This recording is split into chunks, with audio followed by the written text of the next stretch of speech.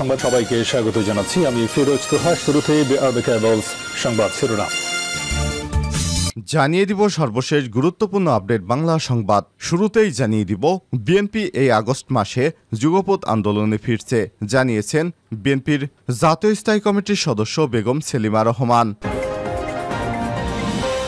এরপর জানিয়ে দিব বিমানে পদোন্নতি পাচ্ছেন চোরাচালানে জড়িতরা, মৌখিক পরীক্ষা আজ। স্বর্ণ চোরাচালানে জড়িত থাকার অভিযোগে চাকরি হারিয়েছিলেন বিমান বাংলাদেশ এয়ারলাইন্সের জুনিয়র পার্সার অর্থাৎ কেবিন ক্রু মোহাম্মদ কামাল হোসেন নেহাল। পরে বিশেষ বিবেচনায় চাকরি ফেরত পেলেও এক ধাপ পদোন্নতি দেওয়া হয় তাকে। সেখান থেকে ফেরেন আগের পদে। এবার তাকে এক ধাপ পদোন্নতি দেওয়ার সব আয়োজন সম্পন্ন করেছে বিমান বাংলাদেশ এয়ারলাইন্স।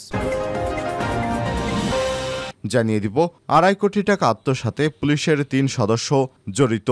উত্তরায় ছোট কাপড়ের দোকানে ব্যবসা করতেন নয়ন মিয়া। তার এলাকায় পুলিশ কনস্টেবল মোহাম্মদ জুয়েল রানা ও মোহাম্মদ সাইফুল ইসলামের বাড়ি। তৈরি পোশাকের ব্যবসার জন্য তারা নয়নের কাছে বিনিয়োগকারী নিয়ে আসতেন, কিন্তু বিনিয়োগ করা টাকা নিজেরা নিয়ে যেতেন। অন্যদিকে নয়নের ব্যাংক অ্যাকাউন্টের চেক বিনিয়োগকারীদের দিতেন। এভাবে তারা এক বিনিয়োগকারীর 2,68,00,000 টাকা আত্মসাৎ করেছে। এদিকে জব্দের আগেই ব্যাংক থেকে 8 কোটি টাকা সরিয়ে নেন ছাগলকাণ্ডের মতিউর রহমান। 115 ব্যাংক হিসাবে 4 কোটি টাকা। জানিয়ে দিব সবার সঙ্গে দেশের সুসম্পর্ক দেখে বিএনপির গাত্রদাহ হচ্ছে, অভিযোগ করলেন পররাষ্ট্রমন্ত্রী ডক্টর হাসান মাহমুদ। এবং সর্বশেষ জানিয়ে দিব কারাগার থেকে ইমরান খানের নতুন হুঙ্কার। পাকিস্তানের সাবেক প্রধানমন্ত্রী এবং তেহরিক ইনসাফ পিটিআইয়ের প্রতিষ্ঠাতা চেয়ারম্যান ইমরান খান রাজনৈতিক এবং নির্বাচনে সরাসরি অংশগ্রহণ ঠেকাতে করা হয়েছে নানাফন্দি। বর্তমানে বন্দী রয়েছেন কারাগারে। এসব পদক্ষেপের পরেও তার জনপ্রিয়তা কোনো ভাটা পড়েনি। এবার কারাগারে থেকে নতুন হুঙ্কার দিয়েছেন ইমরান খান। পাকিস্তানের গণমাধ্যম ডন জানিয়েছে এক প্রতিবেদনে সব তথ্য। জানা গেছে ন্যায় বিচার না পেলে অনশনের পথ বেছে নেওয়ার হুমকি দিয়েছেন ইমরান খান। প্রিয় দর্শক, এতক্ষণ শুনছিলেন সংবাদ শিরোনাম, এবারে বিস্তারিত। তবে তার আগে বন্ধুরা, আপনি কোন স্থান থেকে আমাদের সংবাদটি দেখছেন কমেন্ট করে জানিয়ে দিন এই সংবাদ সম্পর্কে আপনার মূল্যবান মতামত। প্রিয় দর্শক, আপনি যদি আমাদের চ্যানেলে নতুন হয়ে থাকেন, ভিডিওটি দেখতে দেখতে চ্যানেলটি সাবস্ক্রাইব করে রাখুন, যাতে করে বন্ধুরা আমাদের লেটেস্ট আপডেট সংবাদগুলো সবার আগে আপনার কাছে পৌঁছে যায়। এবারে বিস্তারিত। বিএনপি আগস্টে যুগপৎ আন্দোলনে ফিরছে। চলতি মাসেই বসবে লিয়াজ কমিটি। জাতীয় নির্বাচনের পর দলীয়ভাবে নানা কর্মসূচি পালনের পর এবার যুগপৎ আন্দোলন নিয়ে মাঠে নামার চিন্তা করছে বিএনপি। সরকারের পদত্যাগ, নতুন নির্বাচনের দাবির পাশাপাশি দুর্নীতি, লুটপাট এবং দ্রব্যমূল্যের ঊর্ধ্বগতি সহ বিভিন্ন ইস্যুতে মিত্রদের সঙ্গে কর্মসূচি পালন করবে দলটি। সে লক্ষ্যে চলতি মাসের শেষ দিকে মিত্র রাজনৈতিক দলগুলোর সঙ্গে ফের বৈঠকে বসতে যাচ্ছে যুগপথের প্রধান শরিক বিএনপি। এরপর আগামী মাস থেকে নতুন করে মাঠে গড়াতে পারে যুগপথের আন্দোলন। তবে শোকের মাস বিবেচনায় শুরুতে এই আন্দোলন নরম কর্মসূচিতে সীমাবদ্ধ থাকতে পারে বলে সংশ্লিষ্টরা জানিয়েছেন। জানতে চাইলে বিএনপির জাতীয় স্থায়ী কমিটির সদস্য এবং যুগপথের লিয়াজো কমিটির সদস্য বেগম সেলিমা রহমান কালবেলাকে বলেছেন, এই মুহূর্তে যুগপথের কর্মসূচি না থাকলেও একই ইস্যুতে আমরা সবাই আন্দোলন করছি। শরিকদের সঙ্গেও আমাদের নিয়মিত যোগাযোগ রয়েছে। যথাসময়ে যুগপৎ আন্দোলন গড়ে তোলা হবে। যুগপৎ আন্দোলনের শরিক গণতান্ত্রিক বাম ঐক্যের অন্যতম শীর্ষ নেতা এবং সোশ্যাল ডেমোক্রেট পার্টির আহ্বায়ক আবুল কালাম আজাদ বলেছেন, বিএনপির সঙ্গে তাদের আনুষ্ঠানিক আলাপ আলোচনা চলছে। যুগপথের কর্মসূচি নির্ধারণে চলতি মাসের শেষ সপ্তাহে লিয়াজো কমিটির বৈঠক হওয়ার সম্ভাবনা রয়েছে। এরপর আগামী মাস থেকে নতুন করে যুগপৎ আন্দোলন শুরু হতে পারে। দ্বাদশ জাতীয় সংসদ নির্বাচনের আগে সরকারের পদত্যাগের এক দফা দাবিতে বিভিন্ন দল এবং জোটের সঙ্গে সমন্বয় করে প্রায় এক যুগপৎ আন্দোলন করে বিএনপি। এই প্রক্রিয়ায় সব মিলিয়ে 40টির মতো রাজনৈতিক দল যুক্ত ছিল। বিএনপি এবং মিত্র দলগুলোর আন্দোলন এবং বর্জনের মধ্যেই গত 7 জানুয়ারি দ্বাদশ জাতীয় সংসদ নির্বাচনে নিরঙ্কুশ বিজয়ের মধ্য টানা চতুর্থবারের মতো সরকার গঠন করে আওয়ামী লীগ। নির্বাচনের পর 2024 সালের 12 এবং 13 জানুয়ারি মিত্রদের সঙ্গে ধারাবাহিক বৈঠকে নির্দলীয় নিরপেক্ষ সরকারের সরকারের অধীনে নতুন নির্বাচনের দাবিতে আন্দোলন অব্যাহত রাখে বিএনপি। এরপর আগামীর আন্দোলনের কর্মকৌশল এবং যুগপতের কর্মসূচি নির্ধারণে মে মাসের মাঝামাঝি সময়ে মিত্রদের সঙ্গে ফের বৈঠক করে বিভিন্ন প্রস্তাবনা দেয় দলটি, কিন্তু এখনও যুগপৎ আন্দোলন মাঠে গড়ায়নি। তবে এবার বিএনপি শরিকদের সঙ্গে আলাপ আলোচনা করে শীঘ্রই মাঠে নামাবে তাদের এই আন্দোলন। আগামী আগস্ট থেকে শুরু হবে বিএনপির যুগপৎ আন্দোলন, এমনটাই জানিয়েছেন বিএনপির জাতীয় স্থায়ী কমিটির সদস্য বেগম সেলিমা রহমান। বিমানে পদোন্নতি পাচ্ছেন চোরাচালানে জড়িতরা, মৌখিক পরীক্ষা আজ। স্বর্ণ চোরাচালানে জড়িত থাকার অভিযোগে চাকরি হারিয়েছেন বিমান বাংলাদেশ এয়ারলাইন্সের junior পার্সার cabin crew Mohammad Kamal Hossain Nehal. পরে বিশেষ বিবেচনায় চাকরি ফেরত পেলেও এক ধাপ অবনতি দেওয়া হয় তাকে, সেখান থেকে ফেরেন আগের পদে। এবার তাকে এক ধাপ পদোন্নতি দেওয়ার সব আয়োজন সম্পন্ন করেছে বিমান। আজ রোববার তার মৌখিক পরীক্ষা ভাইবা গ্রহণের কথা রয়েছে। শুধু নেহাল নয়, একই দিন পদোন্নতির ভাইবা রয়েছে আরও 16 জন জুনিয়র পার্সারের। তারা এই পদোন্নতি পেয়ে ফ্লাইট পার্সার হোসেন, তবে তাদের সবার বিরুদ্ধেই রয়েছে গুরুতর অভিযোগ। অনেকেই চোরাচালানের সঙ্গে জড়িয়ে পদ অবনতি সহ নানা ধরনের শাস্তি ভোগ করিয়েছিলেন।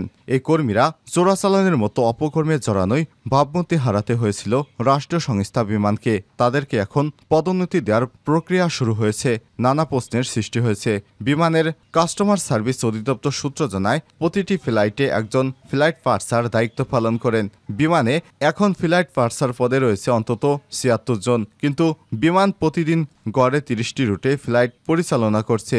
সেই হিসেবে প্রতি ফ্লাইটে একজন করে ফ্লাইট পার্সার দায়িত্ব পালন করলেও 46 জনই বসে থাকতে হয়। এরপরও নানা অপকর্মে শাস্তি ভোগ করা এই জুনিয়র পার্সারদের ফ্লাইট পার্সার হিসেবে পদোন্নতি তোড়জোড় শুরু হওয়া রহস্যের সৃষ্টি হয়েছে।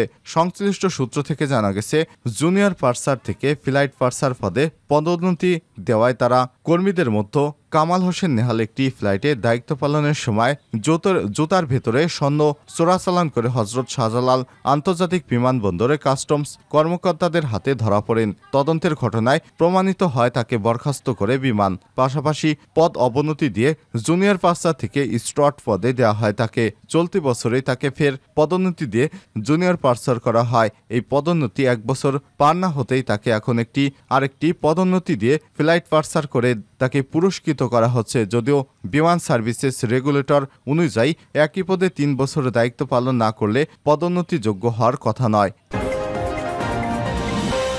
2.5 কোটি টাকা আত্মসাতে পুলিশের 3 সদস্য জড়িত। উত্তরায় ছোট কাপড়ের দোকানে ব্যবসা করতেন নয়ন মিয়া। তার এলাকায় পুলিশ কনস্টেবল মোহাম্মদ জুয়েল রানা ও মোহাম্মদ সাইফুল ইসলামের বাড়ি। তৈরি পোশাকের ব্যবসার জন্য তারা নয়নের কাছে বিনিয়োগকারী হিসেবে আসতেন, কিন্তু বিনিয়োগ করা টাকা নিজেরা নিয়ে যেতেন। অন্যদিকে নয়নের ব্যাংক অ্যাকাউন্টের চেক বিনিয়োগকারীদের দিতেন। এভাবে তারা এক বিনিয়োগকারীর 2,64,00,000 টাকা আত্মসাৎ করেন। এই ঘটনায় করা মামলায় counter terrorism and transnational crime CTTC দেয়া চার্জশিটে 3 পুলিশ সদস্যের অর্থ আত্মসাতের কারসাজি উঠে এসে অভিযুক্তরা হলেন পুলিশ সদস্য মোহাম্মদ জুয়েল রানা, মোহাম্মদ সাইফুল ইসলাম ও ফেরদৌসী খাতুন। তাদের মধ্যে জুয়েল ও সাইফুল আপন ভাই এবং ফেরদৌসী জুয়েলের স্ত্রী। এ বিষয়ে মামলার তদন্তকারী কর্মকর্তা এবং CTTCর পরিদর্শক মোহাম্মদ মতলুবুর রহমান কালবেলাকে বলেছেন, ব্যবসায় বিনিয়োগের 2 থেকে 3 দিনের মধ্যে লাভ দেওয়ার প্রলোভন দেখাতেন আসামিরা।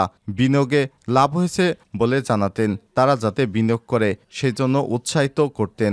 অর্থ আত্মসাৎ মামলায় 3 পুলিশ সদস্য সহ 4 জনের বিরুদ্ধে চার্জশিট জমা দেওয়া হয়েছে। এতে বলা হয়েছে, আসামি জুয়েল, সাইফুল এবং ফেরদৌসী অপর আসামি নয়ন মিয়াকে দিয়ে ডাচ বাংলা ব্যাংক এবং ব্র্যাক ব্যাংকের অ্যাকাউন্ট খোলায়। ভুক্তভোগী সেলিম মিথ্যা ব্যবসার টাকা বিনিয়োগ করলে জুয়েল ও সাইফুল এবং ফেরদৌসী নগদ টাকা নয়নের মাধ্যমে গ্রহণ করতেন এবং টাকার পরিবর্তে নয়নের কাছ থেকে চেক নিয়ে তারা ভুক্তভোগীকে দিতেন। ব্যবসায় লাভ হচ্ছে জানিয়ে ভুক্তভোগীকে কিছু টাকা দিত। পরে লাভের টাকা সহ তাকে পুনরায় বিনিয়োগ করতেন ওই 3 পুলিশ সদস্য। মূলত আসামি ভয় দেখিয়ে নয়নকে দিয়ে তারা এসব কাজ করাতো। জুয়েল এবং সাইফুলের মামাতো ভাই রিপন নয়নের কাছে বিনিয়োগ করা টাকা হিসাব রাখতেন। এভাবে জুয়েল, সাইফুল, ফেরদৌসী এবং নয়ন এ মামলার বাদী সেলিম সহ আরও 20 থেকে 25 জনের বিনিয়োগ করা টাকা আত্মসাৎ করেছে। আসামিরা সুকৌশলে বাদী সেলিমের সরলতার সুযোগ নিয়ে প্রতারণার মাধ্যমে তার কাছ থেকে প্রায় 2,64,46,000 টাকা আত্মসাৎ করেছে। জব্দের আগেই ব্যাংক থেকে ৮ কোটি টাকা সরিয়ে ফেলেন মতিউর। ১১৫ ব্যাংক হিসাবে ৪ কোটি টাকা। জাতীয় রাজস্ব বোর্ড এনবিআরের আলোচিত সাবেক কর্মকর্তা মতিউর রহমানের জব্দ করা ব্যাংক হিসাব পাওয়া গেছে মাত্র ৪ কোটি টাকা।